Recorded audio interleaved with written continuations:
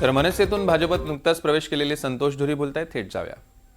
या गोष्टी होणारच होत्या, ज्या मी त्यावेळेला भाकीत केलेल्या होत्या, सगळ्यांनीच भाकीत केलेल्या होत्या. मनसेमध्ये जी लोक आहेत ते अजून पण मनसेमध्ये आहेत किंवा मनसेमधून बाहेर पडली, त्यांनी पण हे भाकीत केलं होतं की भाजपाचा आणि शिंदेंचा महापौर बसणार आणि ते भाकीत खरं ठरलं. मनसेचे 6 नगरसेवक निवडून आले आहेत, तर मनसेसाठी मोठा विजय म्हणावा लागेल का? मनसेसाठी मोठा विजय म्हणजे तुम्ही चेष्टा करतायत असं मला वाटतंय. तुम्ही हा प्रश्न त्यांना विचारायला पाहिजे. कसं आहे, ज्यावेळेला कित्येक वर्ष एकला चलो रे या परिस्थितीमध्ये असताना 2017 साली मला वाटते त्यावेळेला निवडणूक लढवायची की नाही या परिस्थितीमध्ये असताना सुद्धा ज्यावेळेला निवडणूक लढण्यात आली त्यावेळेला मला वाटते 7 सीट आलेल्या. आता तर भावनिक आव्हान घेऊन भावनिक मुद्दे, 2 कुटुंब एकत्र आलेत. 5 जुलैपासून मला वाटतं 5 जुलैपासून एकत्र आलं सगळं, म्हणजे एवढा मोठा गवगावा केला, सगळं केलं आणि त्याच्यानंतर पण जर 6 सीट येत असतील आणि त्याला तुम्ही जर बोलत असेल मनसेचा हा मोठा विजय आहे, तर तो त्यांच्यासाठी नक्कीच मोठा विजय असेल. तर संतोष धुरी आजही त्या ठिकाणी मंचमध्ये असतील तरी चित्र वेगळं पाहायला मिळालं, कारण त्या ठिकाणी जे उमेदवारी आहे ते जर उमेदवार ठरवले तर संतोष धुरी त्या ठिकाणी मनसेची अजूनही सीट वाढली असती. नाही, ते आता जर तरची भाषा आहे, त्याला काहीच अर्थ राहत नाही की जर असते तर ते दिसले असते वगैरे, याला काय राहत नाही.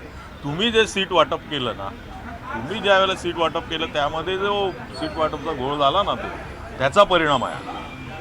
आज तुम्ही युतीमध्ये आल्यानंतर जी शिवसेनाच्या सीट्स 35 ते 40पर्यंत जाणार होत्या त्यांच्या 60च्या वर गेल्या ना, आणि तुम्ही कुठे अडकलात? म्हणजे तुमचा वापर करण्यात आला ना. हा तुमच्या लक्षातच येत नसेल अजून पण. अजून किती वर्ष तुम्हाला दुसऱ्यांना जिंकवणार आहे? तुम्ही अजून दुसऱ्यांना जिंकवत राहणार आहे का? हे झालेलं आहे. दुसऱ्या नका जिंकू, स्वतःसाठी खेळ काहीतरी करा. जे कार्यकर्ते तुमच्यावर डिपेंड आहे त्यांच्यासाठी करा.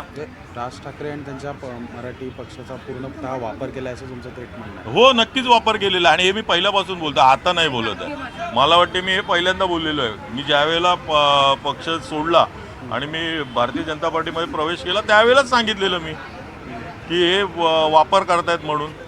आणि हे स्वतः देवाभाऊनी पण सांगितलेलं, त्यांनी पण सांगितलं यांचा वापर केला जातोय.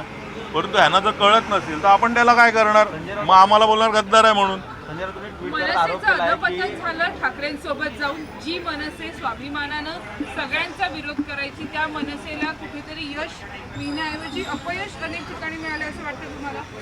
नक्कीच, कारण कसं झालेलं आहे की युती म्हटल्यावर किंवा आघाडी म्हटल्यावर एकमेका सहाय्य करू अवघे धरू सुपंथ असा विषय असतो.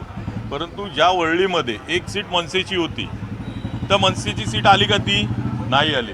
तिकडे त्यांचा जो हे होता, शिवसेनेचा जो पदाधिकारी होता, त्यांनी आपल्या मिसेसला उभं केलं तिकडे आणि तिकडे सगळे कामाला लागले. म्हणजे ती जाणून बुजून पाडण्यात आली आणि तिकडे आली कोणाची? दुसऱ्याची झाली ना. म्हणजे फक्त आणि फक्त मनसेनी सहकार्य करावं, मनसेनी जीव ओतून काम करावं. तुम्ही ना कॅल्क्युलेशन करा.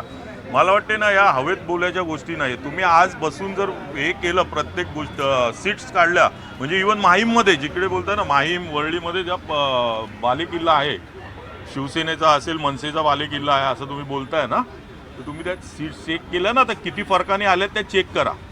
197 असतील, 400 असतील, 500 असतील.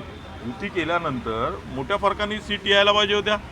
तुम्ही शिवसेनेने मागच्या वेळेला 84 होते, त्याच्या वरचा 84पर्यंत तरी जायला पाहिजे होतं. मनसेने डबल डिजिटमुळे तरी जायला पाहिजे होतं. सिंगल डिजिटमुळेच राहिलेत ना. मग मनसेचा वापरच केला ना या गोष्टी करता. तुम्हाला स्पष्ट कळून येतं. अजून काय सांगायचं याच्यामध्ये? शिंदेंनी गद्दारी केली नसती तर भाजपला कधीच मुंबई आहे ती घेता आली नसती. संजय राऊतांनी ट्विटला हा अहो, कसं आहे माहिती आहे ना, आता त्यांना वाटायला लागलं काय त्यावेळेला त्यांच्याबरोबर जो अन्याय करत होते, जसा आमच्यावर गेला तसंच त्यांच्यावर अन्याय केला म्हणून ते बाहेर पडले ना. ते बाहेर पडले म्हणजे गद्दार झाले. आणि तुम्ही बाहेर पडला त्या आता याला तर तुम्हाला गद्दार बोलायचं नाही का? दुसरे कोण कंटाळून बाहेर पडले. शेवटी प्रत्येकाला मार्ग असतो ना. किती सहन करणार ना, लाता बुक्क्याचा मार रोज सहन करणार काय? पण शेवटी कंटाळून बाहेर पडतो ना माणूस. किती टोमणे मारणार, किती त्यांना बाजूला ठेवणार? प्रत्येक प्रक्रियेमध्ये त्यांना पण बाजूला ठेवत होते.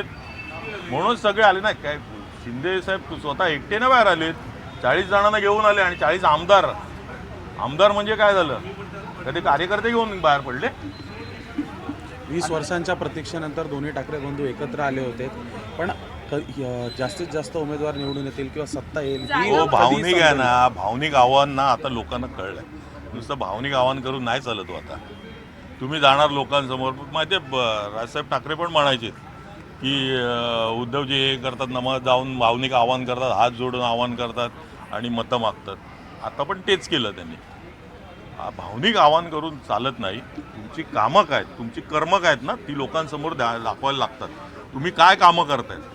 जर तुम्ही कामं व्यवस्थित करता ना लोकांसमोर जाताना, अहो तुमच्या प्रत्येक नगरसेवकावर आरोप होते.